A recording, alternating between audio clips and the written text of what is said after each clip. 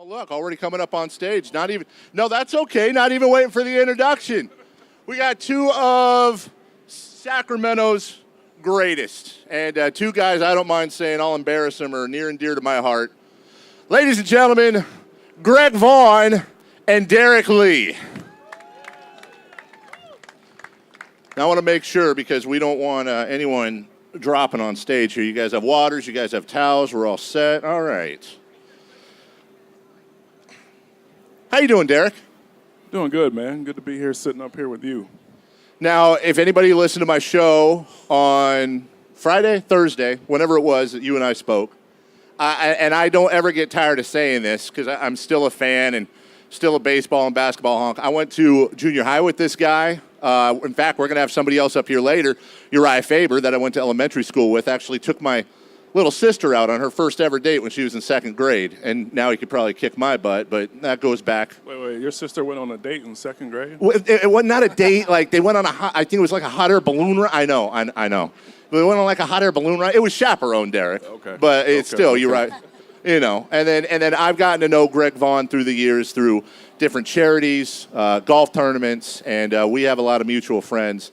And just one of the coolest cats I know. How are you, Greg? I'm doing good. Thank you. Now, I'll start with you, Derrek, and kind of pick up off our conversation we had the other day. Your family is baseball. Your dad, who I will forever call Mr. Leon, played here, played Japan, and and I always share this too because I always brag about you, was the technical director on Mr. Baseball with Tom Selleck. Is that correct? Correct, that is correct. Okay, I still got that right all those years. Your uncle, of course, played. Baseball is such a huge part of your life, your upbringing, but you've managed to have your career and then kind of, I don't want to say keep it at arm's length, but you're very comfortable being a daddy right now and having that part of your life. Yeah, you know, like you said, we talked about it. I grew up around the game, like you said, my father and my uncle, and I think that gave me a good perspective of once your career is over, what is the next step? So I always kind of had a game plan for that. And I knew I wanted to be around my kids. You know, baseball's a long season, and if you're still a part of it, you're going to be away from home for a while. So for now, I felt the right step for me was being available to my kids and, you know, really supporting them in the things they wanted to do. Can't get that time back. You cannot get that time back. And Greg Vaughn, big home run hitter on the golf course, on the baseball diamond. You know, we had Matt Walbeck up here earlier. I was talking to him at Walbeck Academy. He was saying one of his greatest moments was catching Scott Erickson's no-hitter, and we talked about that. And then he said you made the last out of that no-hitter. And I don't know if that's shade he's throwing at you. I don't know what that was. Do you even remember going back there, or have you blocked that out at this point? I'm like a DB, you know what I mean? I don't remember what happened yesterday. But I see Scotty all the time, and, you know, my golf tournament's coming up, and Scotty will be down here. Oh, yeah. That's the one thing he always remembers, who was the last out of the... But he doesn't remember the home runs I hit off him, though. Well, that's the thing. You've got your hitter's memory. He's got his pitcher's memory. And you're right about Scott. I saw Scott about a month ago. Scott makes the rounds at these golf tournaments, and he has himself a good time. Dr. Death has a really good time. Derrek, what I know the history. A lot of them don't. But you were a prodigy for a long time, and I played against you in Little League. Shout out Del Paso Eastern. Were you Del Paso Eastern, or was it a different? Whitney Little League. Whitney Little League, and we'd play each other every once in a while. And I won't go into what I was a pitcher, what happened when you and I faced each other, but it didn't work out well for me. When did you always know you were going to be a professional ball player? Was that always in the back of your head? It was, but I loved basketball, as you know. I just wasn't as good at it as baseball. So my dream was to get to the NBA, but once I got to high school, I kind of realized I had a better shot in baseball. Now, I specifically remember, and here's a big shout out, Coach McCoy, Coach Capello in junior high, playing playing junior high basketball. And I didn't know this till years later. You actually turned down a chance to go play for Dean Smith to go into baseball. I had no idea until I think a couple years after it happened. So it wasn't just you enjoyed basketball but weren't that good. You were good enough to go play for a guy who knew what he was doing. Yeah, but I think he kind of threw me a bone to get me to Carolina to play baseball. Oh, I think really? I've been seeing a lot of bench time in Carolina. So never regretted that for a second, not 1 second? I haven't regretted it. I love baseball, and like I said, it's in my family, and I really knew it, and deep in my heart, that was the way to go for me. And Greg, you're not that much older than Derrek, but you came a few years before us in school, and that was when we had this pipeline. It seemed that every good player in Sacramento had something to do with the Brewers, and everybody was finding their way out. And you kind of, I remember names like you, of course, Jeff Jenkins, going back and back. And I always felt like when you played, you always kind of had in the back of your head, no matter where you were, that you were kind of bringing some of that 916 with you, representing Sacramento. Oh, yeah, for sure. Like Derrek, baseball wasn't my first love. I was a football player. And, going to University of Miami, and you realize those guys are kind of big. I was only 180 pounds from Meadowview. So I decided to play baseball, and everyone said it was a mistake. But, I try to use that as motivation, and 16 years later in the big leagues, it worked out okay. But, I'm 916 for life. Everyone always says, how do you leave La Jolla? How do you leave this? I'm from Meadowview. I'm trying to make a difference here. I mean, this is my home, and you know how I feel about 916. Well, and that's so important, and obviously resonates with everyone. I forgot you went to Miami. So did you ever consider Florida State University, Seminoles? Florida who? Get out of here. Wow, that quick. I want to say this about Greg, too. So Greg's, like you said, about 10 years ahead of me. And for my generation, Greg was kind of the guy we looked to coming up. And, Greg treated us like, our big brothers. And he really took us under his wing, and he showed us how to work out. We all went to his trainer.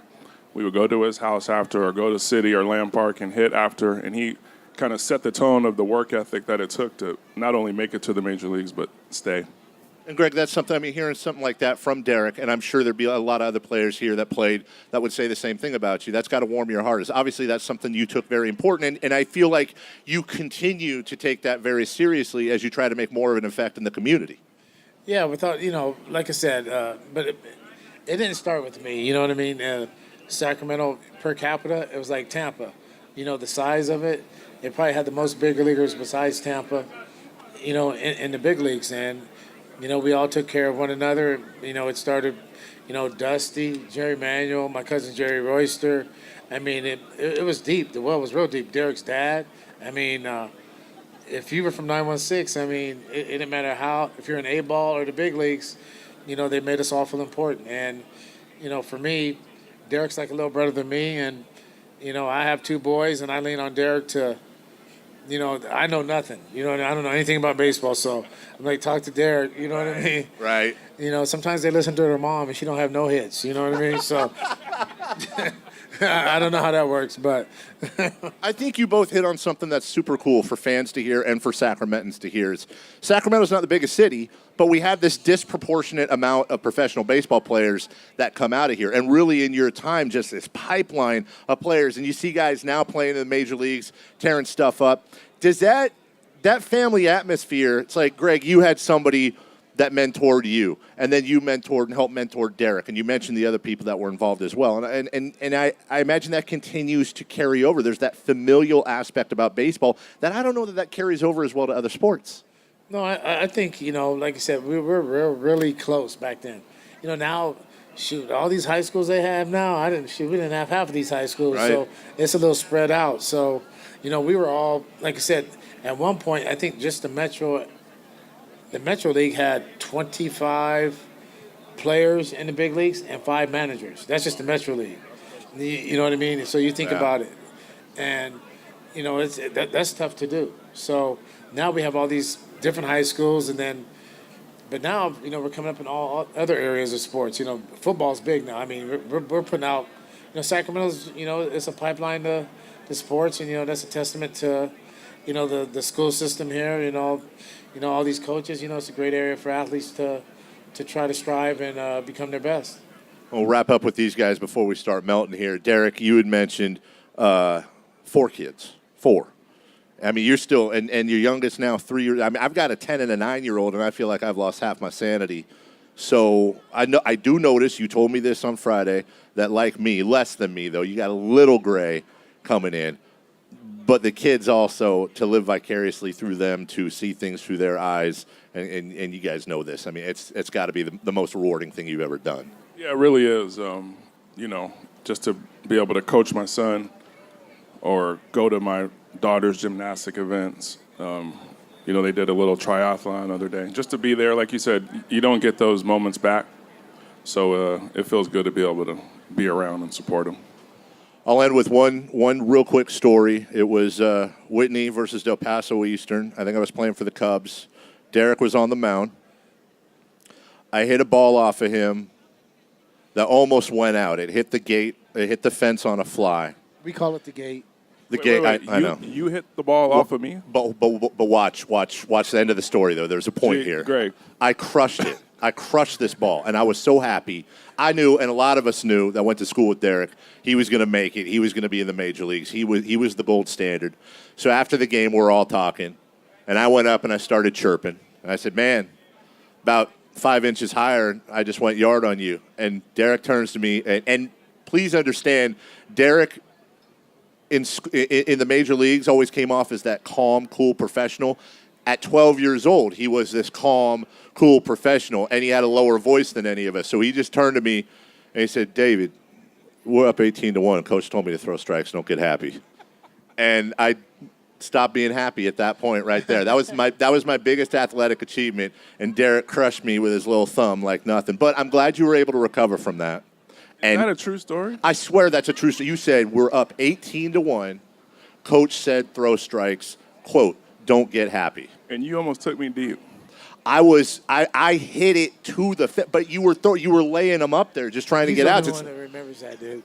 Derrek remember. Someone today told me they struck me out in Little League too. Yeah, isn't that funny how that happens when you guys make it and then everybody on Twitter pops up like, oh, I struck him out 12 times. No, you didn't.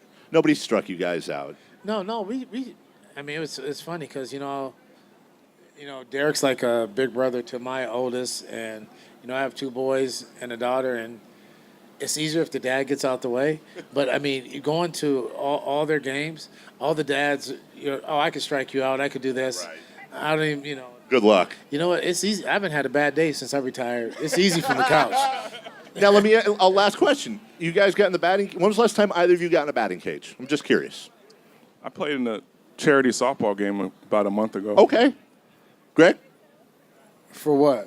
Get about right? No, to teach or something, but No, to but hit, take a swing? No, I'm all my good? swings are on the golf course. I was gonna say, and usually they're straight. Yeah, I've pretty seen straight. I'll get his money next month. Don't worry about it. Ladies and gentlemen, honest to goodness, you see people that make it in this world, and you see people that do well. And as a native Sacramentan, these 2 guys here could not be better as a way to represent this city, everything it stands for. And you both carried yourself like such professionals. And people like me, your classmates, your family, our hearts were always swollen with pride watching you guys be successful out there. Thanks so much for repping the city and doing everything you guys did. Derrek Lee, Greg Vaughn, thank you guys so much for listening. Thank you guys for rolling in. Thanks for having us, Dave. We got a little cloud cover, too. The sun went away. We could have been up here for another couple hours. And now it's time to go. Now it's time to go.